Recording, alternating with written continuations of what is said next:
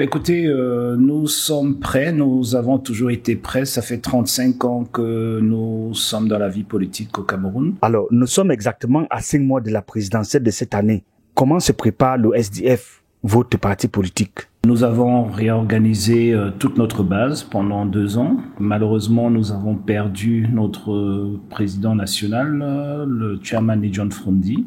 Et par la suite, nous nous sommes remis sur selle et nous avons organisé un congrès national très couru et qui a élu un nouveau président national que je suis. Nous avons eu un congrès extraordinaire démocratique qui m'a désigné comme candidat à l'élection présidentielle 2025 du parti. Ça veut dire que nous sommes prêts. Pouvez-vous nous donner 2 éléments qui ont motivé votre candidature? Je suis en politique, j'aspire diriger le Cameroun parce que je trouve que je pourrais apporter plus que ceux qui le dirigent aujourd'hui. C'est pour ça que je suis dans l'opposition. Qu'il est important de comprendre que le Cameroun est un des pays qui normalement devrait être le plus prospère d'Afrique. Nous avons un sous-sol riche, un sol riche. Nous avons un climat exceptionnel. Nous avons une position géographique que tous les autres envient.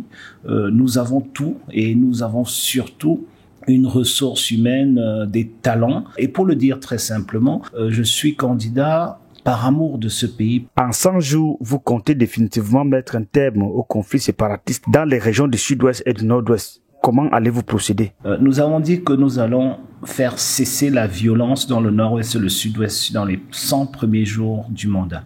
Aucun parti politique au Cameroun connaît mieux le sud-ouest et le nord-ouest que le SDF. Maintenant, pour régler le problème dit anglophone, c'est beaucoup plus profond. Et c'est pour cela que nous avons dans notre programme une réforme des institutions du pays. Le gouvernement a tout fait de faire croire aux gens que le fédéralisme, c'est diviser le Cameroun. Le Cameroun a une diversité exceptionnelle qu'il faut remonter vers le haut.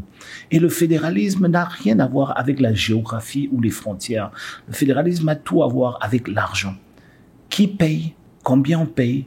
Qui reçoit? Comment est-ce qu'on dépense? Qui a les compétences de quoi? Les régions septentrionales semblent également être votre priorité. Une fois au pouvoir, quels seront vos premiers chantiers? Il y a des régions qui sont marginalisées, mais le Grand Nord est marginalisé et stigmatisé. C'est une double peine. Et c'est pas quelque chose qu'un homme politique comme moi puisse accepter. Vous savez, en 43 ans, l'État du Cameroun n'a créé aucune opportunité économique viable dans le Grand Nord. Aucune.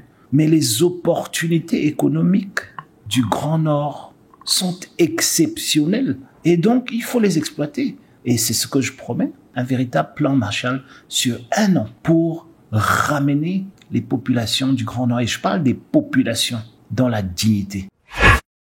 Ah bon?